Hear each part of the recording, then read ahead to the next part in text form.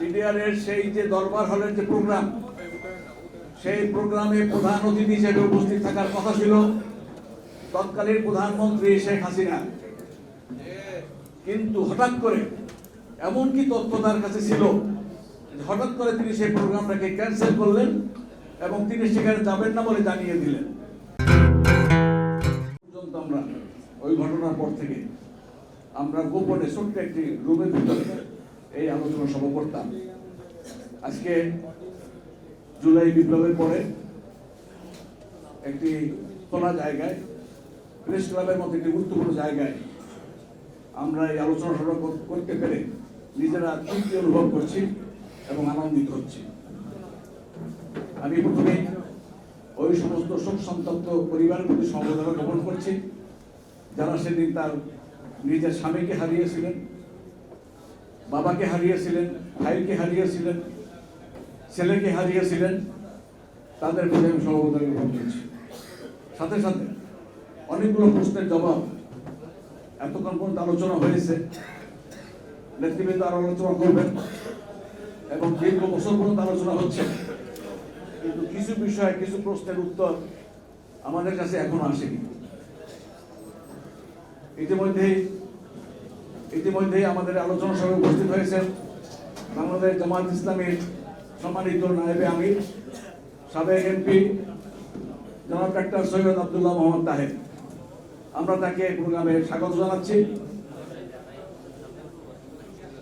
সম্মানিত সুধী মণ্ডলী, যে প্রোগ্রামগুলো আমরা করছিলাম তখন আমরা তৃপ্তি সহকারে কথা বলতে পারিনি, আপনারাও সেখানে উপস্থিত থাকতে পারেননি, অনেকগুলো প্রশ্নের জবাবও আমরা পাইনি। তার ভিতরে অন্যতম প্রশ্ন ছিল যে বিডিআরের সেই যে দরবার হলের যে প্রোগ্রাম, সেই প্রোগ্রামে প্রধান অতিথি হিসেবে উপস্থিত থাকার কথা ছিল তৎকালীন প্রধানমন্ত্রী শেখ হাসিনা।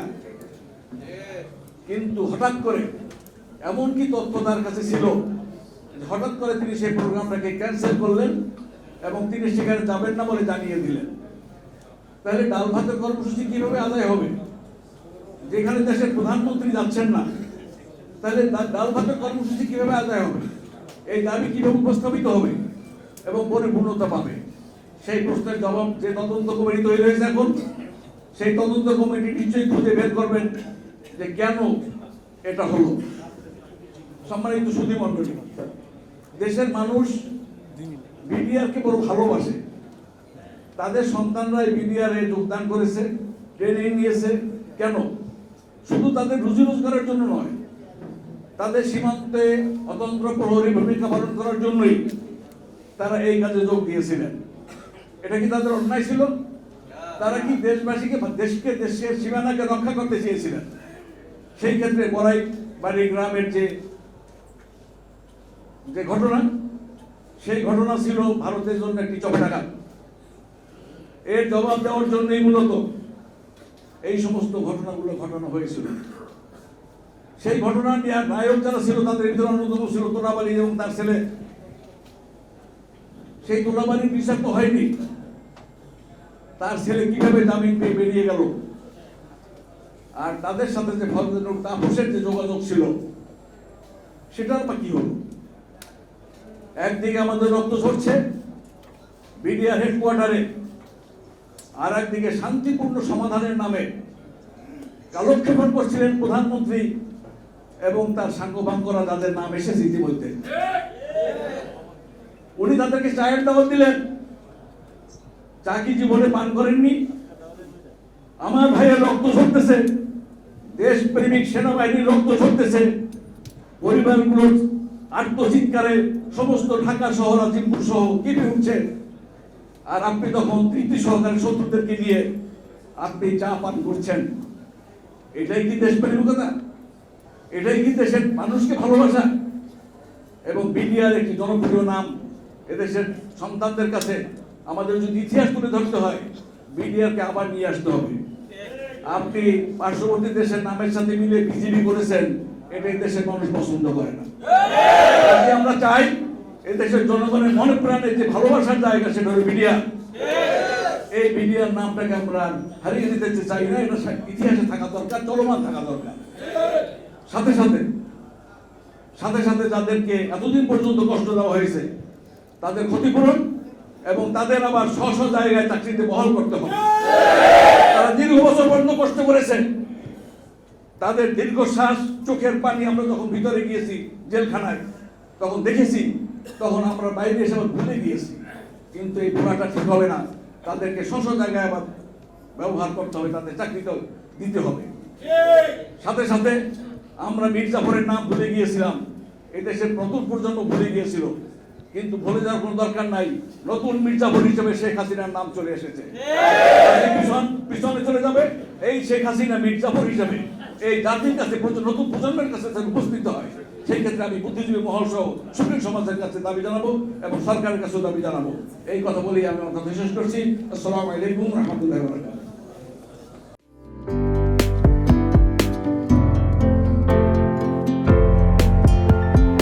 পহেলা জানুয়ারি 2025 ইউটিউব জার্নালিজমের অগ্রদূত changetv.press 6 বছর পেরিয়ে পা রাখল গর্বিত online TV channel change TV 6 বছর ধরে ওনারা কাজ করে যাচ্ছেন।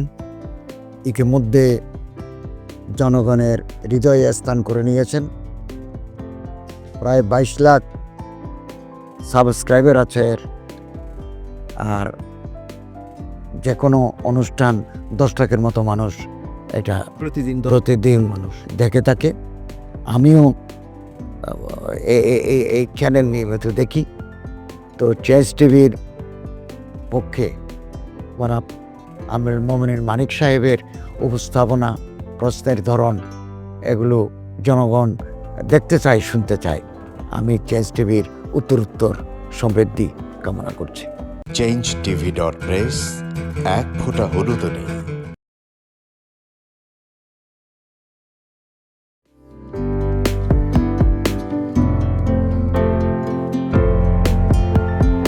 পহেলা জানুয়ারি 2025 ইউটিউব জার্নালিজমের অগ্রদূত changetv.press 6 বছর পেরিয়ে পা রাখল গর্বিত চেঞ্জ টিভি।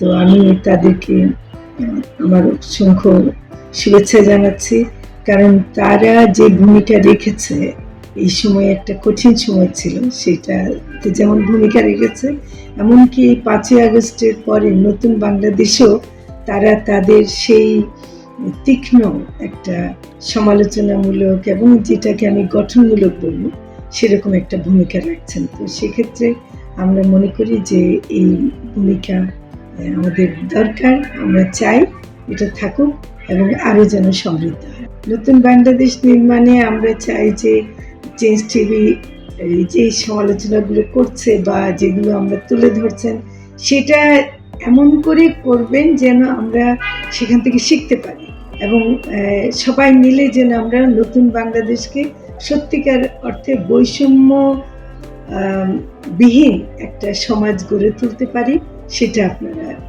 সহজ চেষ্টা করুন। changetv.press এক ফোঁটা হলুদও নেই।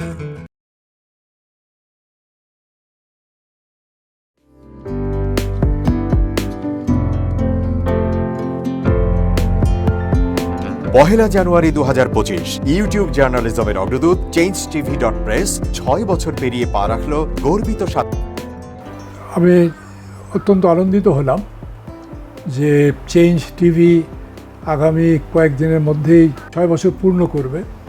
আর হাঁটি হাঁটি পা পা করে চলা শুরু করে এখন সে বেশ দৌড়াদৌড়ি করছে বলা যেতে পারে।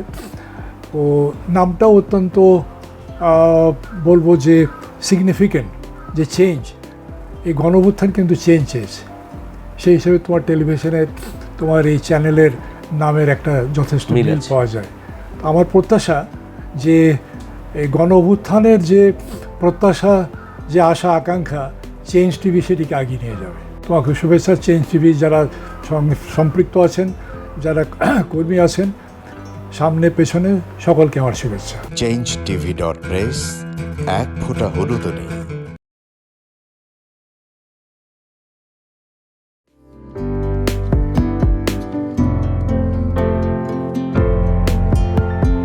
পহেলা জানুয়ারি 2025 ইউটিউব জার্নালিজমের অগ্রদূত changeTV.press 6 বছর পেরিয়ে পা রাখল গর্বিত বিসমিল্লাহির রহমানির রহিম।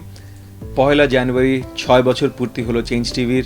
গত 6 বছর ধরে বাংলাদেশের আনাচে কানাচে থেকে এবং গুরুত্বপূর্ণ সকল খবর ইন্টারভিউজ নিয়ে আসছে আপনাদের সবার জন্য চেঞ্জ টিভি। আপনারা সবাই লক্ষ লক্ষ ফলোয়ার্স এতদিন ধরে ফলো করেছেন, চেঞ্জ টিভি আপনাদেরকে সঠিক বার্তাটা দিয়েছে। আমি আশা রাখি এরপরও বছরের পর বছর তারা এরকম সঠিক বার্তা দিয়ে যাবে এবং লক্ষ লক্ষ দিকে কোটি কোটি জনতা তাদের ফলোয়ার্স হবে। তাদেরকে সাধুবাদ জানাই। changeTV.press এক ফোঁটা হলুদও নেই।